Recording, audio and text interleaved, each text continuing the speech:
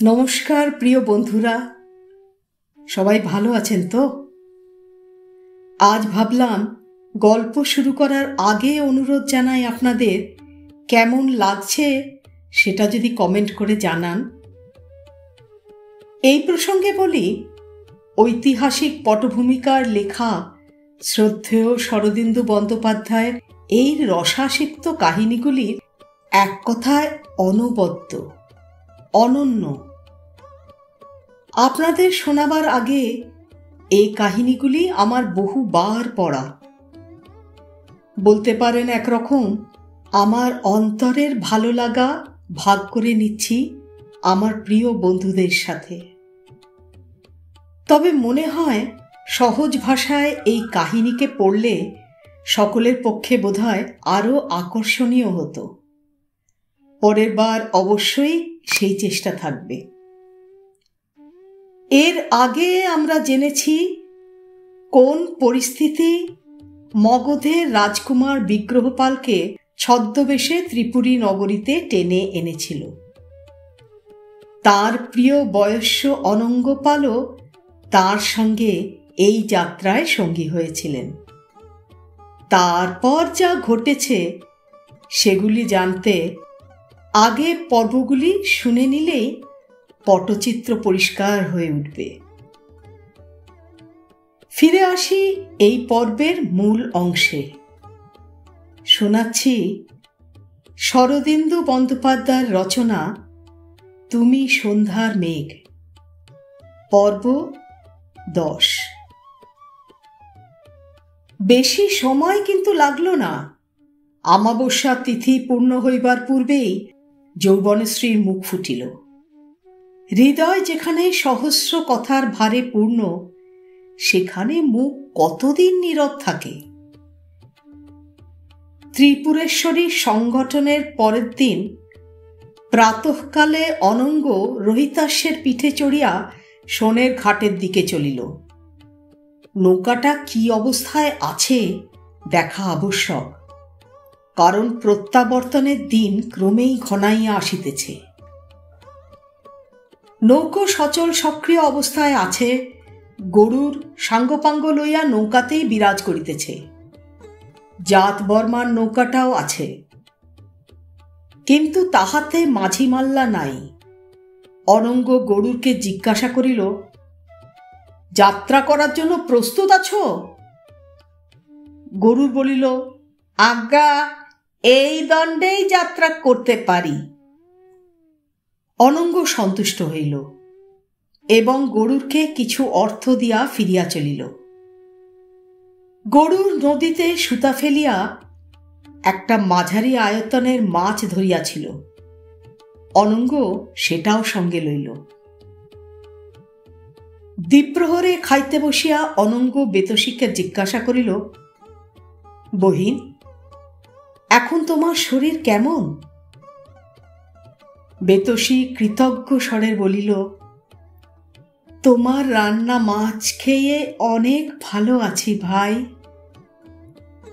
অনঙ্গ বলিল, আজকের মাছটা তুমিই রাঁধো, দেখি কেমন রাঁধতে শিখেছ।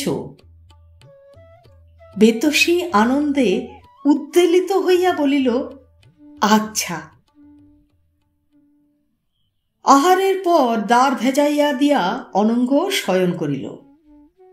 একটু তন্দ্রা আসিয়াছে, পায়ের লঘু করস্পর্শে সে চমক ভাঙিয়া উঠিয়া বসিল। নিঃশব্দে বান্ধুলি ঘরে প্রবেশ করিয়াছে। অনঙ্গ বলিল, রাজবাটি থেকে কখন এলে? বান্ধুলি ষড়যন্ত্রকারিণীর মতো চুপি চুপি বলিল, এইমাত্র। দিদিরানী বললেন আজ সূর্যাস্তের পর তিনি প্রিয় সখীকে নিয়ে রেবার তীরে বেড়াতে আসবেন। অনঙ্গ চুপি চুপি প্রশ্ন করিল, রেবার তীরে কোথায়? রাজবাটির পিছন দিকে। আচ্ছা। অনঙ্গ হাসিয়া বান্ধুলি হাত ধরিল। তুমি কাউকে কিছু বলনি তো? বান্ধুলি দৃঢ়ভাবে মাথা নাড়িল। না। বহিন কোথায়? শুয়েছে। আর কুটুম্ব? কুটুম্ব খেতে এসেছিল, আবার বেরিয়েছে। অনঙ্গ বান্ধুলিকে টানিয়া পাশে বসাইল। দুইজনে পরস্পরের মুখের পানে স্মিত বিগলিত মুখে কিছুক্ষণ চাহিয়া রইল।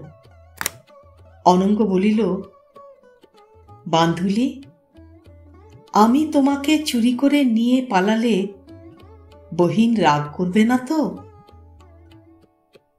বান্ধুলি ক্ষণেক নতনেত্রে চাহিয়া থাকিয়া বলিল, না, সুখী হবে। সুখী হবে?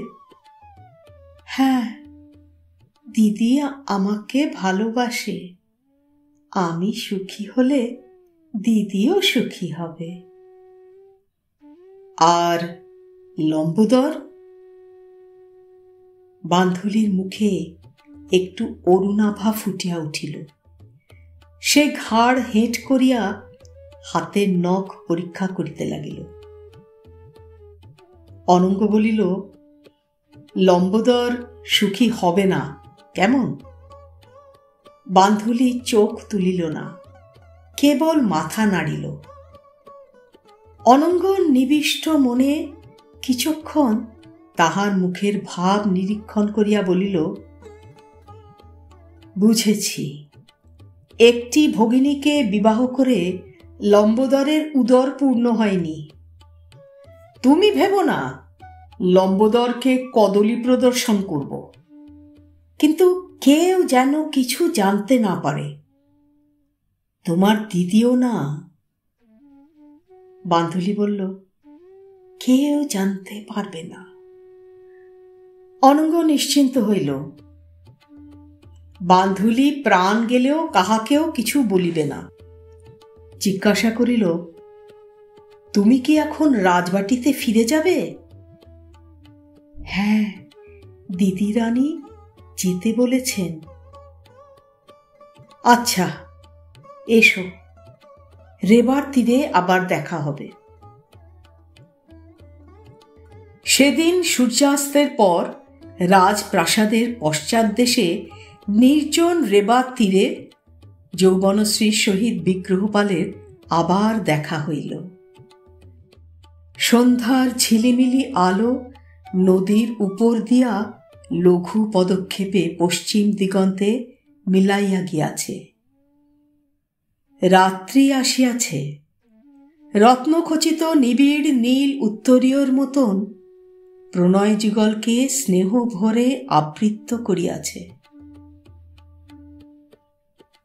বিগ্রহপাল আবার গাঢ় স্বরে প্রলাপ বকিলেন। যৌবনশ্রী দুটি একটি কথা বলিলেন, কখনো হু, কখনো না। বীরশ্রী অলক্ষিতে থাকিয়া পাহারা দিলেন। রাজপুরী হইতে দাস দাসী কেহ না আসিয়া পড়ে। অনঙ্গ ও বান্ধুলিও দূরে থাকিয়া পাহারা দিল। তারপর দুই দণ্ড অতীত হইলে বীরশ্রী আসিয়া যৌবনশ্রী হাত ধরিয়া রাজপুরীতে লইয়া গেলেন।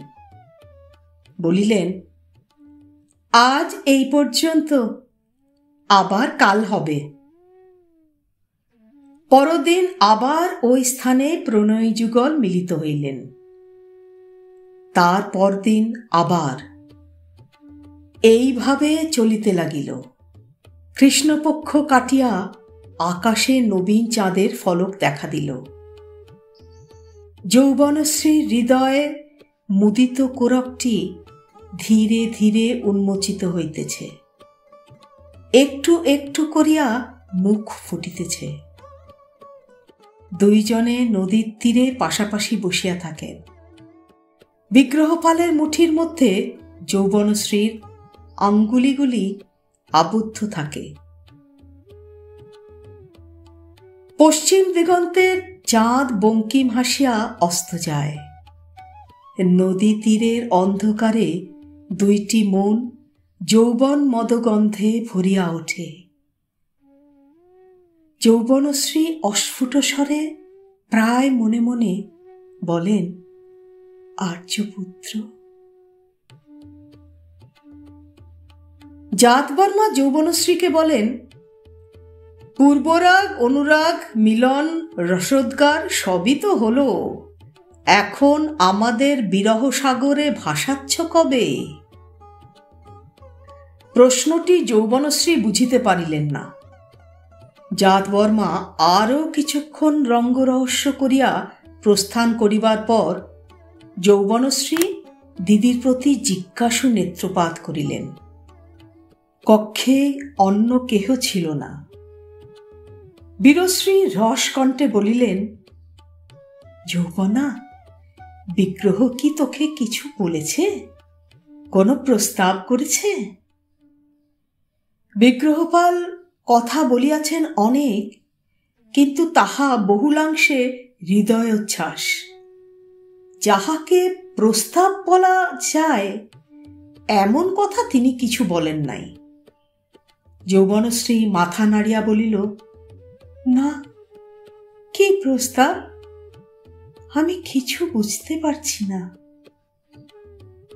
বীরশ্রী একটু অধীর ভাবে বলিলেন, শুধু অভিসার করলেই চলবে? এর শেষ কোথায়?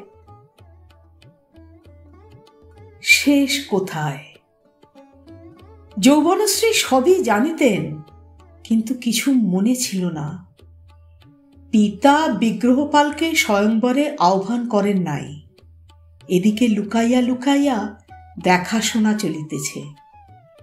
যৌবনশ্রী বিগ্রহপালকে প্রথম দর্শনেই হৃদয় মন সমর্পণ করিয়াছেন। তারপর যতবার দেখা হইয়াছে প্রণয়ের আকর্ষণ ততই দৃঢ় হইয়াছে। কিন্তু ইহার পরিণাম কোথায় তাহা কিন্তু তিনি ভাবেন নাই। বর্তমানে ভাবপ্লাবনে তাহার হৃদয় মগ্ন হইয়া গিয়াছিল। ভবিষ্যতের চিন্তা তাহার মনে আসে নাই। তিনি হঠাৎ ভয় পাইয়া বীরশ্রীকে জড়াইয়া ধরিলেন। দিদি, কি হবে? বীরশ্রী তাহাকে আশ্বাস দিয়া হাসিলেন। কি আর হবে? বিগ্রহ স্থির করেছে স্বয়ংবরের আগেই তোকে চুরি করে নিয়ে পালাবে। নৌকায় তুলে একেবারে পাটালিপুত্র। এখন তুই মন স্থির করে ফেললেই হলো। স্বয়ংবরের কিন্তু আর বেশি দেরি নেই। যৌবনশ্রী ধীরে ধীরে বীরশ্রীর স্কন্ধ হইতে মুখ তুলিলেন। তাহার মুখখানি প্রভাতের শিশিরক্ষীণ্ণ কুমুদিনীর মতো শীর্ণ দেখাইল। তিনি অস্ফুট স্বরে বলিলেন, চুরি করে? কেবল এই কথাটি বীরশ্রী ভগিনীকে বলেন নাই। ভাবিয়াছিলেন হঠাৎ বলিলে যৌবনশ্রী চমকাইয়া যাইবে। আগে ভাবসাব হোক, তারপর বলিলেই চলিবে। বীরশ্রী এখন বিগ্রহপালের সমস্ত অভিসন্ধি ব্যক্ত করিলেন। বীরশ্রী ও জাতবর্মা যে এই প্রস্তাবে সম্পূর্ণ সম্মতি আছে তাহাও জানাইলেন। যৌবনশ্রী ধীরভাবে সমস্ত শুনিলেন। তাহার মন ক্রমে আত্মস্থ হইল। মানুষের চরিত্র, বিশেষত স্ত্রী চরিত্র, অতি গহন দুর্গেয়। কখন যে তাহা কুসুমের ন্যায় কোমল, আবার কখন যে বজ্রাদপি কঠোর, তাহা আজ পর্যন্ত কেহ নির্ণয় করিতে পারে নাই। সেদিন রেবার তীরে খণ্ড চাঁদের আলোয় দুজনের দেখা হল। যৌবনশ্রী বিগ্রহপালের সম্মুখে গিয়া দাঁড়াইলেন। তারপর আরো কাছে গিয়া তাহার বুকের উপর মাথা রাখিলেন। এই শত পরিশীলনের জন্য বিগ্রহপাল প্রস্তুত ছিলেন না। তিনি হর্ষ রোমাঞ্চিত দেহে দুই বাহু দিয়া যৌবনশ্রীকে বেষ্টন করিয়া লইলেন। বলিলেন, যৌবনশ্রী, ভুবনশ্রী। যৌবনশ্রীর একটি হাত সরীসৃপের ন্যায় ধীরে ধীরে উঠিয়া বিগ্রহপালের স্কন্ধের উপর লগ্ন হইল। মুখখানি একটু উন্নমিত হইল। বিগ্রহপাল দেখিলেন তাহার চোখে জল টলমল করিতেছে। বিগ্রহ থমকিয়া বলিলেন, যৌবনা, কি হয়েছে? যৌবনশ্রীর ঠোঁট দুটি কাঁপিয়া উঠিল। তুমি নাকি আমাকে চুরি করে নিয়ে যাবে? বিগ্রহের মুখ উদ্বিগ্ন হইল। এ প্রশ্নের পিছনে আনন্দ ঔৎসুক্য নাই। তিনি ব্যগ্র স্বরে বলিলেন, অন্য উপায় যে নেই যৌবনা। তোমার পিতা আমাকে স্বয়ংবর সভায় আমন্ত্রণ করেননি। যৌবনশ্রী বাষ্পরুদ্ধ কণ্ঠে বলিলেন, জানি, কিন্তু তুমি আমাকে চুরি করে নিয়ে যাবে? এ যে বড় লজ্জার কথা কুমার। বিগ্রহপালের মুখ ঈষৎ উত্তপ্ত হইল। তিনি বলিলেন, ক্ষত্রিয়ের পক্ষে কন্যা হরণ করে বিবাহ করা লজ্জার কথা নয়। যৌবনশ্রীর যে বাহুটি বিগ্রহপালের স্কন্ধ পর্যন্ত উঠিয়াছিল তাহা এবার কণ্ঠ বেষ্টন করিয়া লইল। তিনি বলিলেন, কুমার, আজ আমার নির্লজ্জতা ক্ষমা করো। আমি তোমার, কায় মনোবাক্যে তোমার, তাই আমি তোমাকে কদাচ এ কাজ করতে দেব না। বাহুবলে কন্যা হরণ করা আর চোরের মতো কন্যা চুরি করা এক কথা নয়। রাবণ তস্করের মতো সীতাকে চুরি করেছিল, কিন্তু অর্জুন শত শত রাজাকে পরাস্ত করে কৃষ্ণাকে লাভ করেছিলেন। বিগ্রহপালের বাহু বেষ্টন শিথিল হইল। তিনি বিস্ময় বিহ্বল নেত্রে চাহিয়া রহিলেন। যে প্রথম প্রণয়োভিতা লজ্জাহতা যুবতীকে তিনি প্রেম নিবেদন করিতেছিলেন, এ যেন সে নয়। কোথায় প্রচ্ছন্ন ছিল এত তেজ, এত দৃঢ়তা? অবশেষে বিগ্রহপাল বলিলেন, কিন্তু যৌবনা, তুমি কি বুঝতে পারছো না? এ ছাড়া তোমাকে পাবার আর তো কোনো উপায় নেই। যৌবনশ্রী কম্পিত স্বরে বলিলেন, আমাকে তো পেয়েছ, তুমি আমার স্বামী। ইহজন্মে জন্ম জন্মান্তরে তুমি আমার স্বামী। কিন্তু যতক্ষণ সর্বসমক্ষে, ভারতের সমস্ত রাজন্যবর্গের সমক্ষে তোমার গলায় মালা না দিচ্ছি, ততক্ষণ আমি তোমার সঙ্গে পালিয়ে যাব না। তাতে তোমার পিতৃকুলের, আমার শ্বশুরকুলের অপমান হবে। ভুলে যেও না কুমার, কোন মহিমময় রাজকুলে তোমার জন্ম। অমর কীর্তি ধর্মপাল, দেবপাল, মহিপাল তোমার পিতৃপুরুষ। অনুরূপ অবস্থায় তারা কি করতেন? এ প্রশ্নের সদুত্তর নাই। বিগ্রহপাল নির্বাক রহিলেন।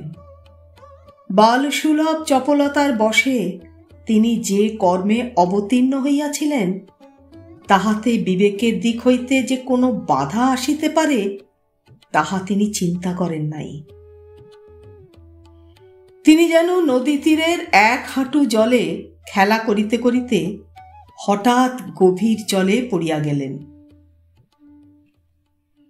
অবশেষে দীর্ঘ নীরবতার পর তিনি বলিলেন, যৌবনা, তুমি আমার চোখ খুলে দিলে। সমস্ত ভারতবর্ষ আমাকে ধিক্কার দেবে, পাল বংশে কলঙ্ক লাগবে, তা হতে পারে না। কিন্তু এখন উপায় কি? উপায় তুমি জানো। তুমি কি করবে? তুমি যা বলবে তাই করব। স্বয়ংবর তো বন্ধ করা যাবে না, তোমাকে স্বয়ংবর সভায় যেতে হবে। তুমি যদি স্বয়ংবর সভায় না থাকো আমি যাব না। কিন্তু তোমার পিতা? যৌবনশ্রী নীরব রহিলেন। আকাশের শশীকলা অস্ত গেল, অন্ধকার ঘিরিয়া আসিল। বিগ্রহপাল যৌবনশ্রীকে বাহুমুক্ত করিয়া বলিলেন, আজ আমি যাই। সব লণ্ডভণ্ড হয়ে গেছে। ভাবতে হবে, অনঙ্গের সঙ্গে পরামর্শ করতে হবে, রন্তিদেবের উপদেশ নিতে হবে। কাল আবার এইখানে এসো, দেখা হবে। তাহাদের প্রেম লঘু পূর্বরাগের স্তর উত্তীর্ণ হইয়া এক মুহূর্তে গভীরতর স্তরে উপনীত হইয়াছে। রাজপুরীতে ফিরিয়া গিয়া যৌবনশ্রী শয্যায় পড়িয়া কাঁদিতে লাগিলেন। সংকল্প যতই দৃঢ় হোক, আশঙ্কাকে ঠেকাইয়া রাখা যায় না। বীরশ্রী যথাসাধ্য শান্ত করিবার চেষ্টা করিলেন। চুরি করিয়া পলায়নের মধ্যে যে ঘোর দুর্নীতি ও স্বৈরচার রহিয়াছে তাহা তিনিও বুঝিয়াছিলেন। যৌবনশ্রী যদি তাহাতে সম্মত না হয় তাহাকে দোষ দেওয়া যায় না। বীরশ্রী পলায়নের প্রসঙ্গ আর উত্থাপন করিলেন না। কিন্তু যৌবনশ্রী ও বিগ্রহপালের ঘনিষ্ঠতা যে অবস্থায় পৌঁছাইয়াছে, এখন আর হাল ছাড়িয়া বসিয়া থাকা যায় না। গভীর রাত্রে দুই ভগিনী ঠাকুরানীর কক্ষে গেলেন। উপস্থায়িকাদের বিদায় করিবার পর বীরশ্রী বর্তমান অবস্থা ঠাকুরানীর গোচর করিলেন। যৌবনশ্রী পিতামহীর বুকের ওপর পড়িয়া কাঁদিতে লাগিলেন। অম্বিকা দেবী যৌবনশ্রীর সংকল্প শুনিয়া একদিকে যেমন উদ্বিগ্ন হইলেন, অন্যদিকে তেমনি প্রসন্ন হইলেন। যৌবনশ্রী রাজকন্যার মতোই সংকল্প করিয়াছে।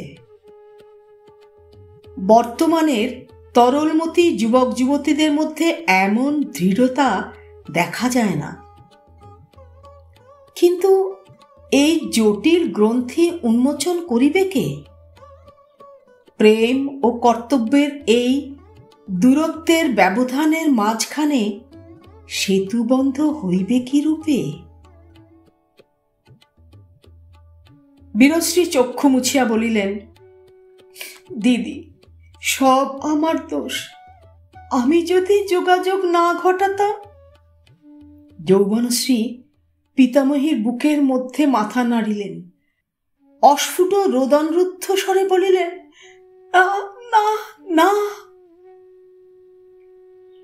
ঠাকুরানী বলিলেন, যা হবার হয়েছে, পশ্চাৎতাপে লাভ নেই। যে ঝড় পাকিয়েছ তা ছাড়াতে হবে। বীরশ্রী বলিলেন, দিদি, তুমি উপায় করো। অম্বিকা বলিলেন, আমি কি উপায় করতে পারি? তোর বাপকে ডেকে পাঠিয়েছিলাম, সে আসেনি। তাকে আবার ডেকে পাঠাতে পারি। যদি সে আসে তাকে সব কথা বলতে পারি, কিন্তু তাতে বিপরীত ফল হবে। কর্ণ যদি জানতে পারে বিগ্রহপাল ত্রিপুরীতে এসেছে, তাহলে তার জীবন সংশয় হবে। যৌবনশ্রী পূর্ববৎ মাথা নাড়িলেন, না না না। কিছুক্ষণ লক্ষ্যহীন আলোচনার পর বীরশ্রী বলিলেন, দিদি, এক কাজ করলে কেমন হয়?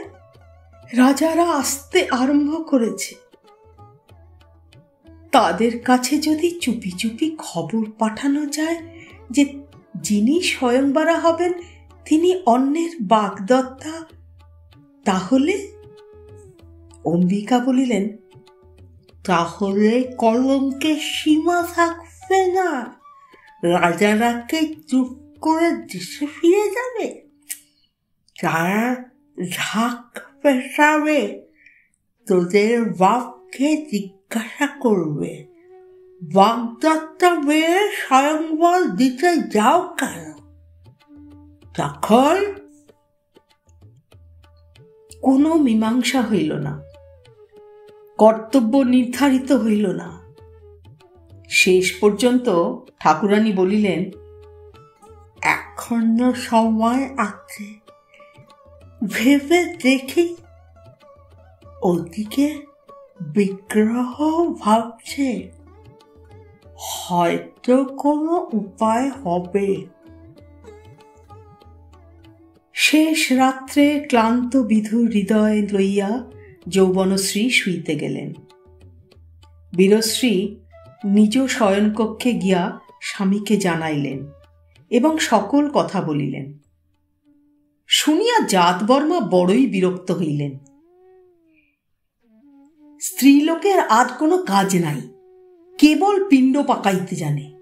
এতই যদি নীতিজ্ঞান, প্রেম করিবার কি প্রয়োজন ছিল? স্ত্রী বুদ্ধি প্রলয়ঙ্করী। তিনি পাশ ফিরিয়া শুইলেন। রাজারা আসিতে আরম্ভ করিয়াছেন। রেবার তীরে মেঘপুঞ্জবৎ অট্টবাসগুলি পূর্ণ হইয়া উঠিতেছে। কোন রাজার সঙ্গে সহস্র পরিজন, কোন রাজার সঙ্গে 200। অরক্ষিত অবস্থায় কেহ আসেন নাই। পরিজন যাহারা আসিয়াছে তাহাদের মনোভাব বরযাত্রীর মতো। দেহে নবীন বস্ত্র, নূতন মণ্ডন। তাহারা গুম্ফ শানিত করিয়া নগরে ঘুরিয়া বেড়াইতেছে, মন্ডামিটাই খাইতেছে, তালকি মাধুক ইক্ষুরস পান করিতেছে।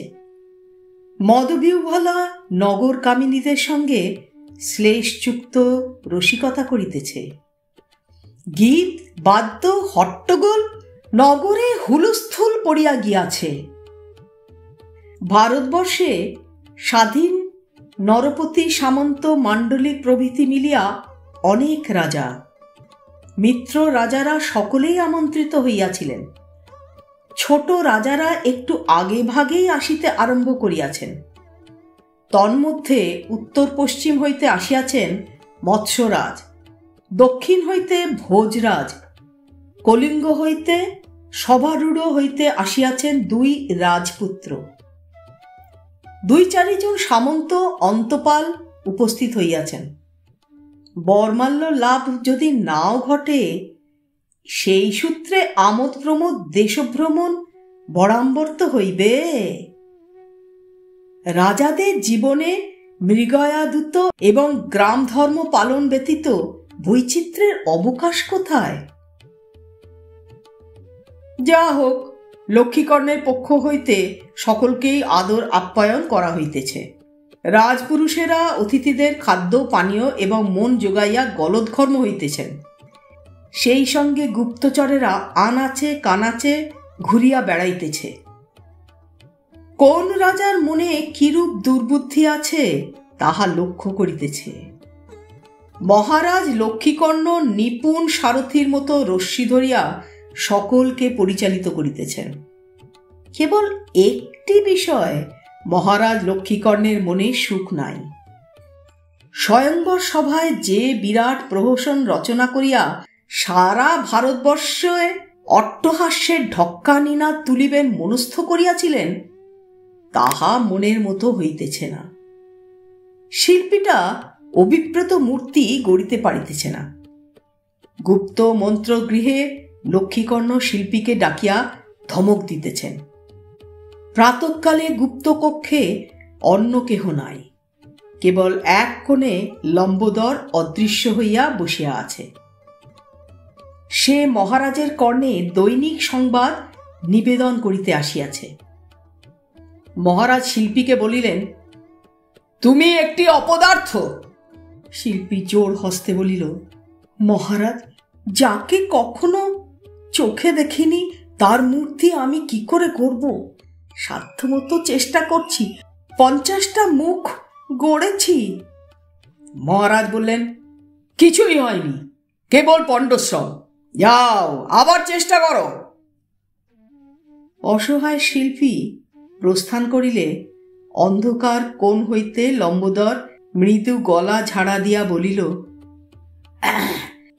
আয়ুষ্মান। লক্ষ্মীকর্ণের ইঙ্গিত পাইয়া সে গুটি গুটি আসিয়া যুক্ত করে বসিল। কোনো প্রকার ভনিতা না করিয়া বলিল, আমার গৃহে যে অতিথিটি আছে সে মূর্তি গড়তে জানে। লক্ষ্মীকর্ণ বিরক্ত স্বরে বলিলেন, মূর্তি গড়তে জানে এমন লোক অনেক আছে। লম্বোদর কহিল, এই পাটালিপুত্রের লোক হয়তো মগধের যুবরাজকে দেখেছে। লক্ষ্মীকর্ণ কিছুক্ষণ লম্বোদরের মুখের পানে প্রখর চক্ষে চাহিয়া রইল। তাহার কথার মর্মার্থ বুঝিতে বিলম্ব হইল না। তিনি কতকটা নিজের মনেই বলিলেন, বটে, তাহলে হয়তো। লম্বোদর, তুমি চেষ্টা করো, যদি সে পারে তাকে আমার কাছে নিয়ে এসো। এখনো 10 দিন সময় আছে। লম্বোদর ঘরে ফিরিয়া চলিল। মধুকর যে ভালো মূর্তি গড়িতে পারে তাহা সে নিজে দেখে নাই, বেতসীর মুখে শুনিয়াছিল। শিল্পকলার প্রতি তার তিলমাত্র অনুরাগ ছিল না, তাই সে উদাসীন ছিল। শিল্পকলার রসাস্বাদন করিবার সময় বা তার কোথায়? কিন্তু মধুকর পাটালিপুত্রের মানুষ, বিগ্রহপালকে অবশ্য দেখিয়াছে। সে যদি ভালো শিল্পী হয় নিশ্চয় বিগ্রহপালের মূর্তি গড়িতে পারিবে। এরপর একাদশ পর্বে